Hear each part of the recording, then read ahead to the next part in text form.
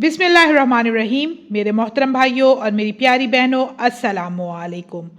कुरान मजीद फुरकान हमीद की हर सूरत में हमारे लिए हिदायत, बरकत और मसाइल का हल मौजूद है।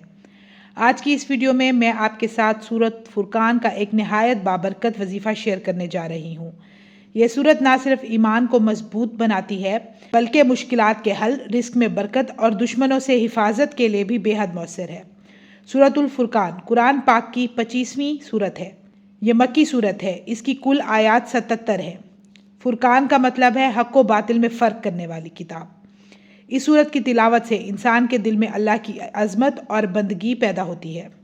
अगर कोई शख्स रोज़ाना सूरतुल फुरकान की आखिरी आयात नंबर 63 से लेके 77 तक तिलावत करे तो अल्लाह ताला इसकी हर मुश्किल को आसान फरमाता है।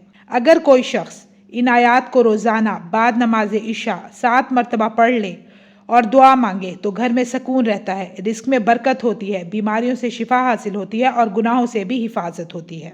अगर कोई शख्स दुश्मन और हासिदीन से हिफाजत चाहता है तो वो सूरतुल फुरकान की इन आयात को बाद नमाज फजर 11 मरतबा पढ़कर अपने ऊपर दम करे।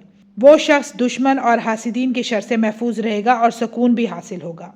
सूरतुल फुरकान की ये आखिरी आयात इबादुर रहमान की खूबियाँ बयान करती हैं, जो हमें ये बताती हैं कि हमें अपनी ज़िंदगी अल्लाह के नेक बंदों की तरह गुजारनी चाहिए। इस वजीफ़े पर अमल करने से ना सिर्फ हमारी दुनियावी मुश्किलात हल होंगी बल्कि आखिरत में भी कामयाबी हासिल होगी। मेरी अल्लाह ताला से दुआ है कि हमें कुरान पाक की रोशनी से हमारे दिलों और घरों को मुनव्वर करने की तौफीक अता फरमाए, आमीन।